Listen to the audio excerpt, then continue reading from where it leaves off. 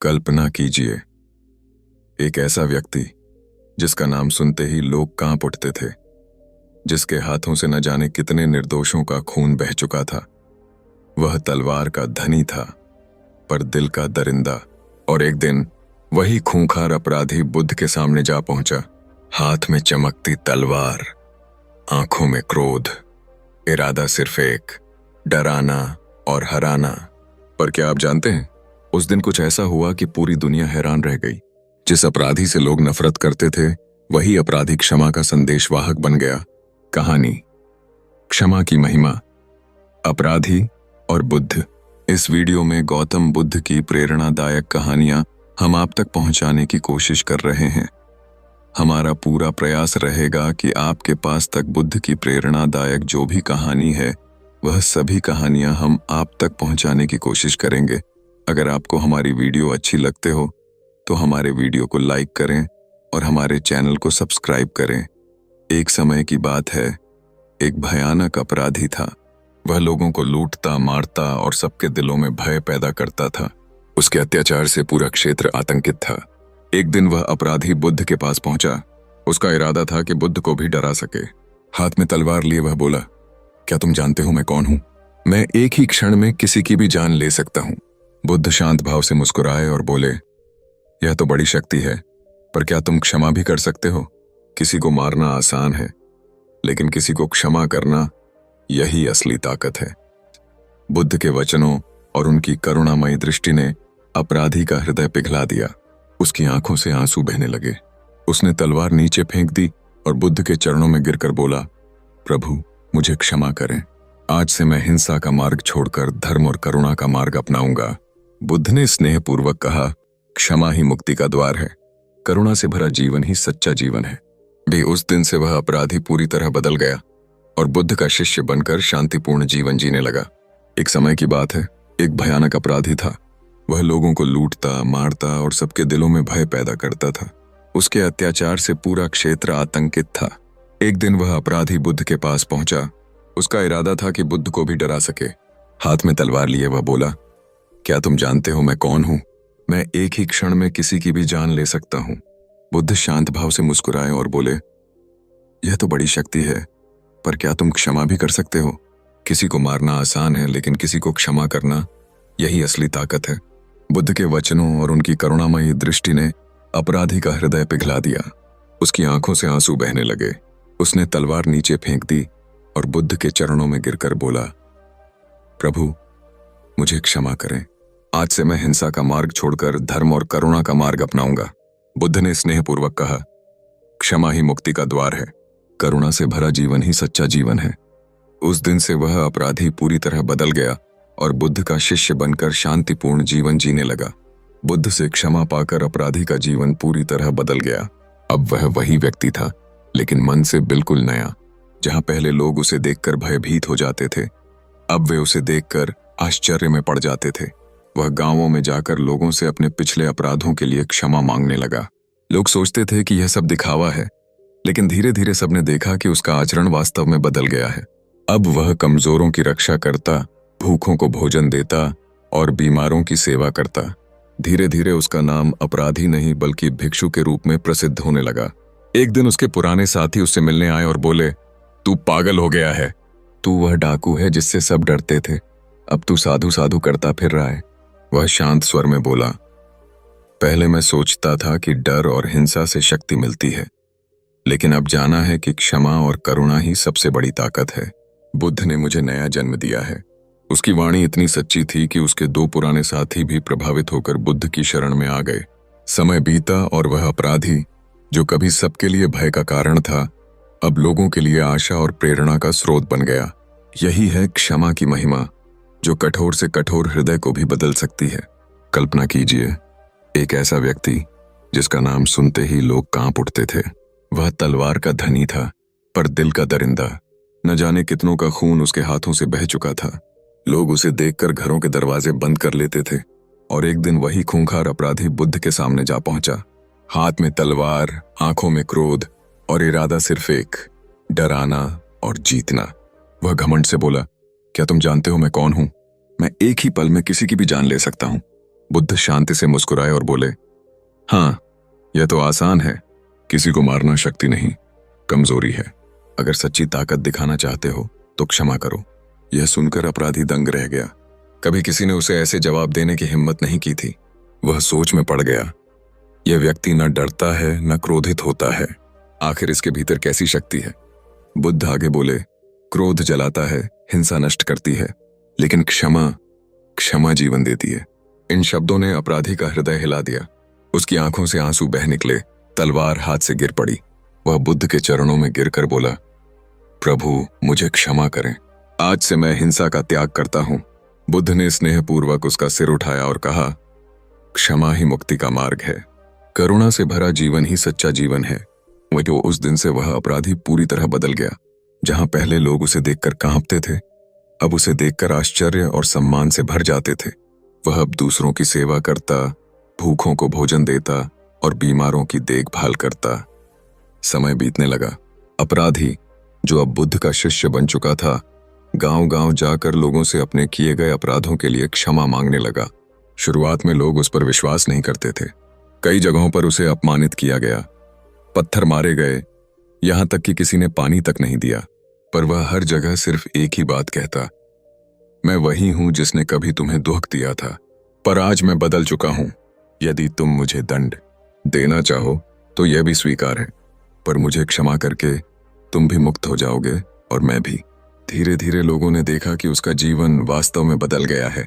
वह अब न किसी से झगड़ता था, न किसी का बुरा करता था, बल्कि जिनके घर पहले उसने उजाड़े थे, उन्हीं घरों में अब वह सेवा और सहारा देने लगा। लोग आश्चर्यचकित थे, क्या एक डाकू इतना बदल सकता है? समय के साथ वही अपराधी समाज के लिए प्रेरणा बन गया। उसकी करुणा और विनम्रता देखकर कई और लोग बुद्ध की शरण में आ गए। एक दिन उसके पुराने साथी उससे मिलने आए। उन्होंने ताना मारते हुए कहा, तू वह डाकू था जिससे पूरा इलाका कांपता था, और आज तू भिक्षा मांगते फिर रहा है। यह कैसी जिंदगी है? वह शांत मुस्कुराया और बोला, पहले मैं सोचता था कि तलवार ही ताकत है, पर अब जान गया हूं कि क्षमा और करुणा ही असली शक्ति है। तलवार से लोग डर सकते हैं, पर क्षमा से उनके दिल जीते जा सकते हैं। उसकी वाणी इतनी सच्ची थी कि उसके दो पुराने साथी भी प्रभावित हुए और उन्होंने भी बुद्ध की शरण ले ली। धीरे धीरे उस अपराधी का पूरा जीवन दूसरों के लिए एक संदेश बन गया। लोग कहते थे, अगर क्षमा एक डाकू का हृदय बदल सकती है, तो यह किसी का भी जीवन बदल सकती है। वह अपराधी अब पूरी तरह से साधु बन चुका था। उसका जीवन पहले जैसा नहीं रहा। हर दिन वह भिक्षा मांगता, थोड़ा भोजन खाता और बाकी समय सेवा और ध्यान में बिताता। कभी लोग उसकी ओर इशारा करके कहते, यह वही है जिसने हमारे परिवार उजाड़े थे। पर धीरे धीरे वही लोग यह भी जोड़ने लगे, और अब देखो, यही हमारी मदद करने आता है। उसका परिवर्तन इतना गहरा था कि गांव के बच्चे भी उससे सीखने लगे। वे उससे पूछते, भिक्षु जी, आपने तलवार क्यों छोड़ दी? वह मुस्कुराकर कहता, क्योंकि तलवार से किसी का हृदय नहीं जीता जा सकता, पर क्षमा से तुम सबसे कठोर इंसान को भी बदल सकते हो। बच्चे हैरान होकर सुनते और अपने माता पिता को ये बातें बताते। धीरे धीरे उसकी करुणा और क्षमा की कहानियां पूरे राज्य में फैल गईं। एक दिन वही राजा, जो पहले उस अपराधी को पकड़वाने के लिए सैनिक भेजता था, अब उसे दरबार में बुलाकर बोला, तुम्हारा परिवर्तन मेरे राज्य के लिए मिसाल है। आज से तुम्हें अपराधी नहीं, धर्मगुरु मानकर सम्मान दिया जाएगा। अपराधी के नेत्र भर आए। उसने हाथ जोड़कर कहा, यह सब बुद्ध की कृपा और क्षमा की महिमा है। अगर बुद्ध ने मुझे उसी दिन दंड दिया होता तो मैं आज यहां खड़ा न होता, पर उन्होंने मुझे क्षमा करके नया जन्म दिया। राजा ने दरबारियों से कहा, याद रखो, एक क्षण की क्षमा किसी के पूरे जीवन को बदल सकती है। और इस प्रकार वह अपराधी जो कभी भय का प्रतीक था, अब करुणा, क्षमा और परिवर्तन का जीता जागता उदाहरण बन गया। क्षमा वह ताकत है जो सबसे कठोर हृदय को भी पिघला सकती है। क्रोध और हिंसा भय पैदा करते हैं, पर क्षमा और करुणा जीवन को रोशन कर देते हैं। अपराधी का नया जीवन अब केवल उसकी अपनी मुक्ति तक सीमित नहीं रहा। उसका परिवर्तन हजारों लोगों की प्रेरणा बन चुका था। जहां जहां वह जाता, लोग उसे सुनने के लिए उमड़ पड़ते। लोगों को आश्चर्य होता कि कोई व्यक्ति जो कभी हत्या और लूट में डूबा था, अब इतनी सरलता और प्रेम से जीवन की बातें कर रहा है। वह कहता, मैंने जीवन में बहुत रक्त बहाया, पर शांति कभी न मिली। पर जब बुद्ध ने मुझे क्षमा दी, उसी दिन मैंने जाना कि क्षमा ही सबसे बड़ा वरदान है। क्षमा ने न केवल मेरा जीवन बदला बल्कि मुझे नया जन्म दिया। उसकी कथा सुनकर कई अपराधी और हिंसक लोग भी बदलने लगे। कुछ ने हथियार त्याग दिए, कुछ ने चोरी छोड़ दी और कुछ ने सेवा और साधना का मार्ग पकड़ लिया। धीरे धीरे उसका नाम दूर दूर तक फैल गया। अब लोग उसे डाकू नहीं बल्कि क्षमा भिक्षु कहकर पुकारने लगे। एक दिन एक युवा उसके पास आया। उसकी आंखों में क्रोध और प्रतिशोध की आग जल रही थी। वह बोला, मेरे पिता की हत्या हो गई है, मैं उस हत्यारे को मारकर ही चैन पाऊंगा। अपराधी ने उसकी ओर देखा और शांत स्वर में कहा, बेटा, मैंने अपना आधा जीवन बदले और हत्या में गंवाया है, पर अंत में जाना कि बदले से केवल और बदला जन्म लेता है। अगर तू अपने पिता की आत्मा को शांति देना चाहता है तो क्षमा कर, यही सच्ची जीत है। युवक दंग रह गया। जिस व्यक्ति का अतीत खून और हिंसा से भरा था, वही अब क्षमा का सबसे बड़ा संदेश सुना रहा था। उस दिन युवक ने बदले का विचार त्याग दिया और भिक्षु का शिष्य बन गया। समय के साथ उस अपराधी ने अनेक आत्माओं को बदल डाला और अंत में जब उसका जीवन पूर्ण हुआ, लोग आंसुओं के साथ कहते थे, उसने हमें सिखाया कि क्षमा सबसे बड़ी शक्ति है। अगर बुद्ध ने उसे क्षमा न दी होती तो आज हम ये सीख कभी न पा पाते। क्षमा केवल दूसरों को नहीं, हमें भी मुक्त करती है।